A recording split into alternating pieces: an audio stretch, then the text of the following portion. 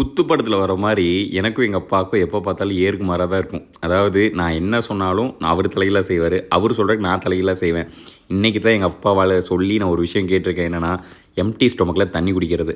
இந்த பார்த்தீங்களா க்ளோஸ்அப், என் பல்லுக்கு கொஞ்ச நாள் கூச்ச சுபாவம் அதிகமாகிடுச்சு. டாக்டர்கிட்ட கேட்குறப்ப க்ளோஸ்அப் யூஸ் பண்ணுங்கள், கூச்ச சுபாவம் போயிருந்தாங்க.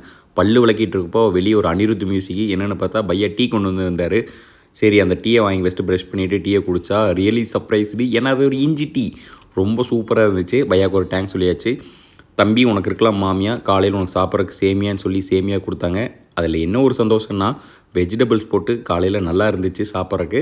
நான் கூட எப்படி இருக்குன்னு நினச்சி டவுட் பண்ணேன், பட் ரியலி நைஸ்.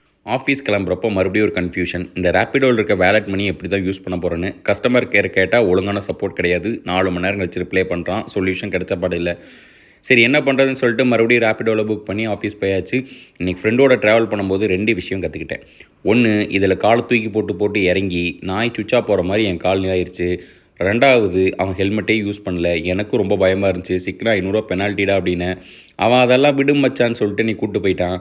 மதிய வேலைக்கு ஒரு தக்காளி சாதத்தை வாங்கிட்டு மத்தியானம் முடிச்சாச்சு. டேஸ்ட்டு ஓரளவுக்கு ஆவரேஜாக இருந்துச்சு, பட் சாப்பிட பழிக்கூடாதுல்ல. மத்தியானம் மீல்ஸை அவுட் சைட்லேயே முடிச்சிட்டேன். ஈவினிங் போகிறப்போ சரியான கூத்து. ரேப்பிடோ தான் புக் பண்ணியிருந்தேன். ரேப்பிடோ நம்பர் ஹெல்மெட் யூஸ் பண்ணல. ஆனால் ஹெல்மெட்டுன்னு கேட்டேன். எங்கள் அப்பா பேர் கோபாலு, நீ ஏறி உக்கார பாலு அப்படின்னு சொல்லிவிட்டு நீ கூப்பிட்டு போயிட்டாரு. திடீர்னு நம்ம ரேப்பிடோ நம்பர் வண்டி முக்க ஆரம்பிச்சிருச்சு. என்னென்னு பார்த்தா எரிபொருள் இல்லை. பையா ஒரு நிமிஷம் ஓரமான இல்லை, நான் ஃபில் பண்ணிட்டு வரேன்ட்டு போயிட்டாரு. இந்த ஸ்கூட்டியில் எத்தனை பேர் போகிறாங்க பார்த்தீங்களா. கார் வாங்குகிற வேலையே மிச்சம். இன்றைக்கி ரூமுக்குள்ளே வரும்போது முட்டையடி வாங்கியிருப்பேன். நம்ம தான் எந்த அரசியல் இல்லையே, நம்மளை யாரும் முட்டையில் அடிச்சிருப்பாங்கன்னு யோசித்தேன். மேலே உட்காந்துருக்கானே இந்த புறா பையன், ஏன்டா நான் சிலிமிஸ்தையாடா வீடியோ எடுத்தேன், இன்றைக்கி உன்னை காலி பண்ணுறேன்னு முட்டையில் அடிச்சிருப்பான். ஒரு வேளை எஸ்கேப் ஆகிட்டேன்.